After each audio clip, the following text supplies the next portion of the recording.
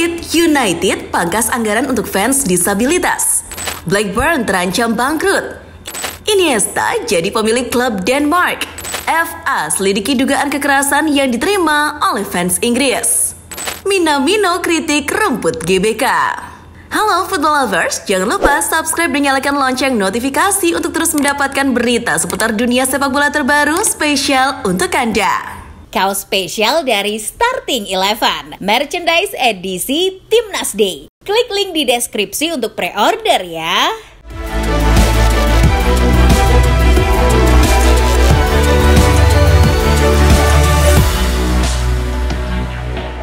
Dalam lanjutan pertandingan UEFA Nation League A Grup 2, Italia berhasil menang 1-0 atas Belgia.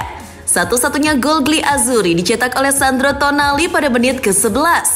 Tambahan 3 poin ini membuat skuad asuhan Luciano Spalletti nyaman di puncak klasmen dengan torehan 13 poin. Sementara Belgia tertahan di urutan ketiga. Sementara di UEFA Nation League B Grup 2, Inggris menang telak dengan skor 3-0 atas Yunani. Gol Inggris dicetak oleh Ollie Watkins di menit 7. Gol bunuh diri dari Odysseus Vlachodimos di menit ke-78 dan gol Curtis Jones di menit ke-83. Dengan tambahan 3 poin, Inggris menyalip Yunani di urutan pertama Grup 2. Laga tersebut adalah kekalahan perdana Yunani setelah sempat menang 4 kali beruntun. Masih di Nation League B, Norwegia menang 4-1 atas Slovenia. Norwegia unggul lebih dulu melalui Brest Antonio Nusa di menit ke-4 dan 59.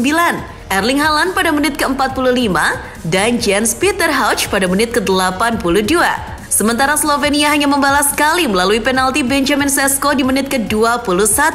Dengan kemenangan ini, Norwegia naik ke urutan kedua grup 3, sementara Slovenia turun ke urutan 3. Bergeser ke benua Amerika, ada laga lanjutan kualifikasi Piala Dunia 2026 zona CONMEBOL. Brasil harus puas ditahan imbang Venezuela dengan skor 1-1. Selecao unggul lebih dulu melalui Rapinya pada menit ke-43. Namun, disamakan oleh Telasco Segovia pada menit ke-46. Brazil sempat memiliki kesempatan untuk kembali unggul menit ke-62. Tapi Vinicius justru gagal mencetak gol dari titik putih. Hasil ini tidak mempengaruhi klasmen sementara. Hasil kurang memuaskan justru dialami Argentina yang kalah 1-2 dari Paraguay.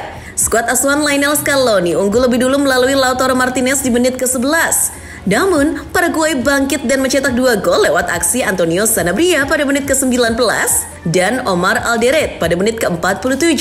Dengan tambahan 3 poin, Paraguay naik ke urutan 6 klasmen sementara dan Argentina tetap di puncak meski mengalami kekalahan. Dari benua Amerika, kita kembali ke Eropa untuk membahas Manchester United yang kembali berusaha memangkas anggaran musim ini. Menurut Goal, Ineos yang mengusung misi ngirit sedang mempertimbangkan untuk memangkas dana sumbangan untuk fans disabilitas. Perlu diketahui, United secara konsisten memberikan £40.000 per tahun kepada Manchester United Disabled Supporters Association atau MUDSA. Namun Ineos merasa dana itu terlalu besar. Mereka ingin memotong 50% anggaran tersebut per tahun depan. Padahal United baru saja mencatatkan laba sebesar £660 juta tahun lalu. Masih dari sepak bola Inggris, klub bersejarah Blackburn Rovers dikabarkan sedang mengalami masalah finansial yang cukup parah. Dilansir The Sun, dalam laporan keuangan klub yang diserahkan minggu ini, Direktur Blackburn, Chitendra Desai menulis bahwa ada ketidakpastian material atas kemampuan klub untuk terus beroperasi. Pemilik 3 gelar Liga Inggris itu mengalami masalah finansial setelah perusahaan yang mendanai klub, Vankis, terlibat dugaan kasus pencucian uang dan kini sedang dalam penyidikan Direktorat Penegak Hukum India. Itu membuat pemerintah India melarang Vankis mentransfer uang ke luar negeri, termasuk ke rekening Blackburn. Jika ingin bertahan, Blackburn harus menjual beberapa pemainnya dengan harga setinggi mungkin.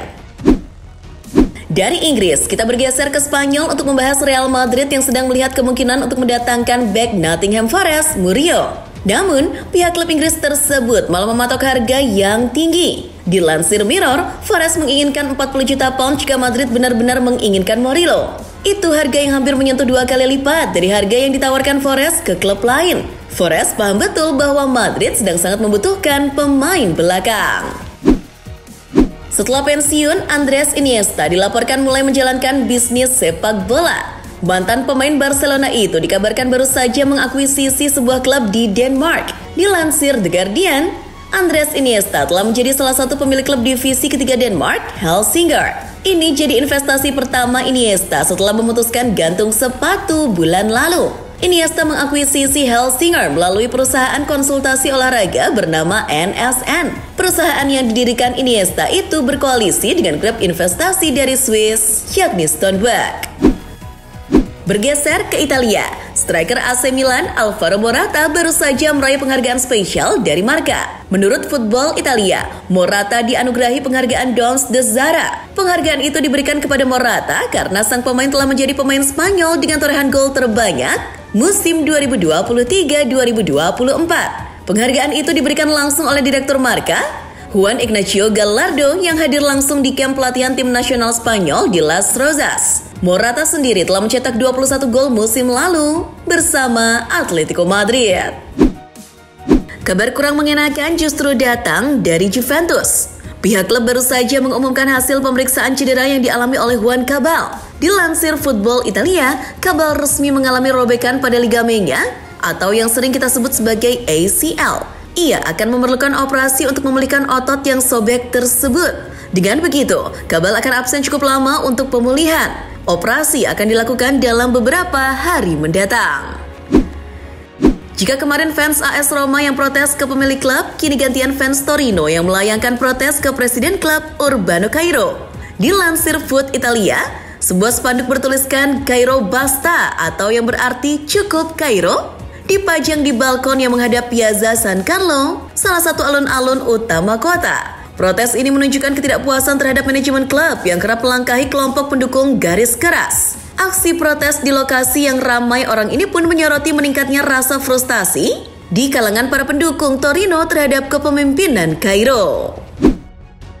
Sedangkan dari sepak bola internasional, Federasi Sepak Bola Inggris FA kabarnya akan melakukan penyelidikan lantaran adanya dugaan kekerasan yang dialami oleh fans Inggris. Dilansir Sky Sport, FA dan Asosiasi Pendukung Sepak Bola FSA sedang menyelidiki laporan bahwa beberapa penggemar Inggris disemprot gas air mata dan diduga mengalami perlakuan kasar. Peristiwa itu dialami fans Inggris saat mencoba masuk ke Stadion Olimpiade di Athena untuk menonton pertandingan Nation League. Beberapa pendukung menuduh polisi anti huru-hara Yunani bertindak terlalu keras saat para penggemar mengantri untuk melewati pintu masuk.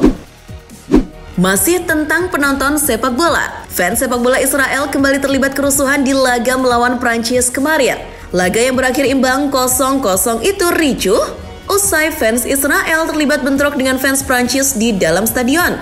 Dilansir The Telegraph, situasi yang memanas pun sempat berlanjut di stadion.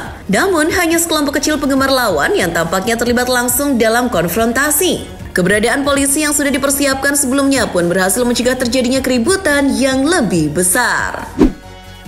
Masih seputar pertandingan antara Prancis dan Israel, Didier Deschamps memberikan klarifikasi tentang tidak adanya nama Kylian Mbappe di dalam skuad. Menurut ESPN, itu murni keputusan yang diambil oleh Deschamps. Mbappe sebetulnya ingin ikut bertanding, tapi Deschamps menyimpulkan bahwa tidak membawanya adalah keputusan terbaik bagi Mbappe. Saya pikir lebih baik baginya untuk tidak dipilih saat ini. Setiap orang bisa mengalami masa sulit. Ada unsur fisik dan psikologis di dalamnya, tutur Deschamps. Ia merasa Mbappe perlu berdamai dengan psikologisnya yang sedang tidak stabil usai underperform bersama Real Madrid. Bergeser ke kualifikasi Piala Dunia 2026 zona Asia, di mana Bahrain dengan mengejutkan bisa dikalahkan oleh Cina dengan skor 1-0. Bahrain sebetulnya sempat mencetak gol lebih dulu.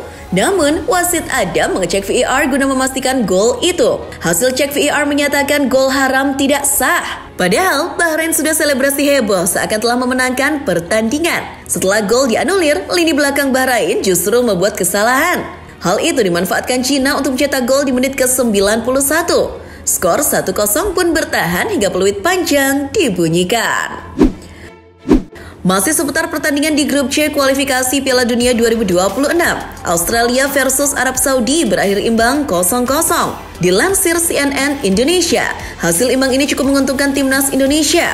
Sebab dengan begitu, torehan poin Australia dan Arab Saudi tidak begitu menjauh dari timnas Indonesia. Australia masih berada di posisi kedua klasmen grup C kualifikasi Piala Dunia 2026 dengan 6 poin, disusul Arab Saudi di posisi ketiga juga dengan 6 poin. Sedangkan Indonesia berada di urutan terakhir dengan selisih 3 poin. Jelang pertandingan melawan Jepang nanti malam, Indonesia mendapatkan kritik dari Takumi Minamino. Seperti yang diwartakan bola.com, Minamino merasa rumput Gelora Bung Karno tidak dalam kondisi bagus. Rumputnya dinilai tidak rata dan membuat bola memantul karena tidak bisa bergulir dengan halus. Saat dicek pun terlihat jelas banyak rumput yang boncel alias lepas dari tanah yang membuat lapangan jadi tidak rata. Padahal sebelumnya Erick Thohir sudah memastikan kalau kondisi rumput sudah membaik dan bisa buat knee slide. Tapi baru dipakai pemanasan saja sudah lepas. Pemain Crystal Palace Daichi Kamada beberapa pekan lalu diduga mendapatkan perlakuan rasis dari oknum tidak bertanggung jawab.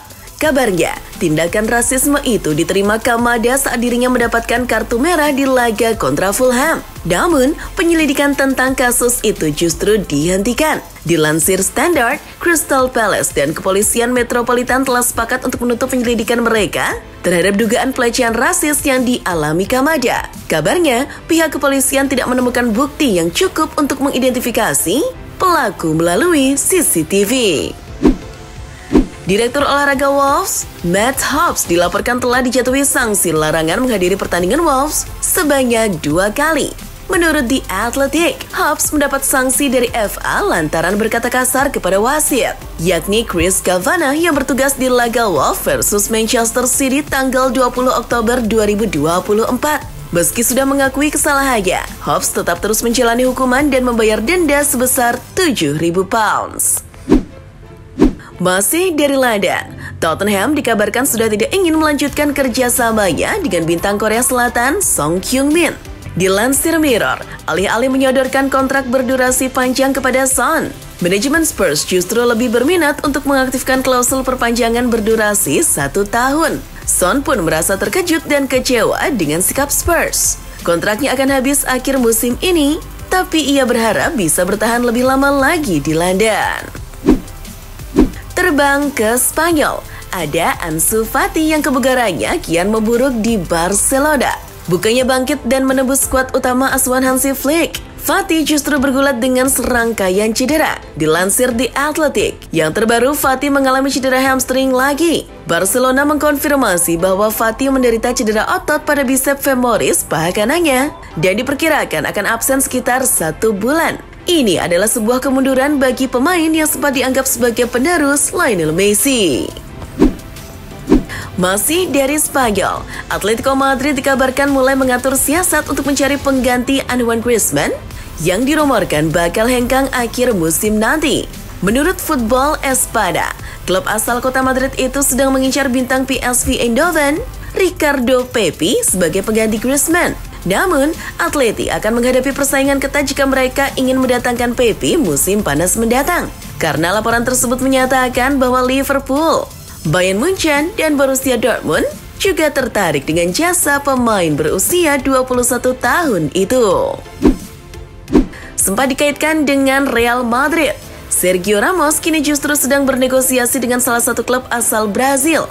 Dilansir AS, Ramos kabarnya sempat menawarkan diri ke pihak Madrid.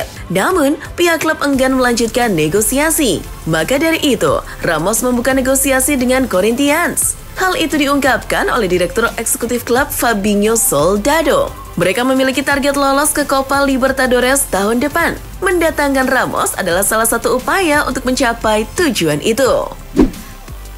Kini membahas tentang sepak bola Italia, di mana Inter Milan dikabarkan telah mencapai kesepakatan dengan pemainnya Jan Aurel Bisek.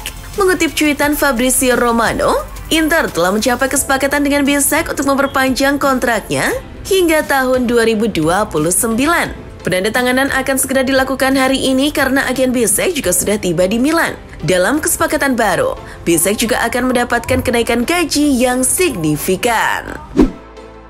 Sementara itu, kabar kurang mengenakan datang dari Atalanta. Mereka baru saja merilis kondisi terbaru dari cedera yang dialami Davide Zappacosta. Menurut Football Italia, kondisinya cukup buruk. Tim medis Ladea mendiagnosa Zappacosta mengalami lesi tingkat 1 pada otot soleus di kaki kiri. Lesi sendiri merupakan pertumbuhan jaringan abnormal yang terjadi akibat infeksi atau cedera tertentu. Hal ini akan membuat Zappacosta absen selama kurang lebih 1 bulan. Sedangkan kabar dari sepak bola internasional, Kapten Tim Nasional Inggris Harry Kane mengungkapkan kekecewaannya terhadap beberapa pemain. Dirinya menyayangkan pemain yang terlalu mudah untuk menarik diri dari skuad. Dilansir Sky Sport, banyaknya pemain yang keluar dari skuad The Three Lions dengan alasan cedera dan lebih mementingkan klub agaknya membuat Kane kesal. Ini sungguh disayangkan. Ini adalah periode yang sulit di musim ini dan mungkin itu telah dimanfaatkan. Inggris lebih penting dari apapun dan situasi klub apapun, tutur Kane. Dari Indonesia, Bola.Kompas baru saja membeberkan kondisi terkini dari Ivar Jenner. Sebelumnya, pemain FC Utrecht itu mengalami cedera pada pergelangan kaki. Namun kini sudah membaik. Dirinya mulai bergabung dengan tim untuk melakoni serangkaian latihan. Ivar menjelaskan bahwa seiring dengan waktu, cederanya menunjukkan perkembangan positif. Meski begitu, Ivar tidak bisa bermain melawan Jepang karena sedang menjalani hukuman akumulasi kartu kuning. Kini, dirinya lebih memilih untuk fokus meningkatkan kebugarannya menjelang laga melawan Arab Saudi minggu depan.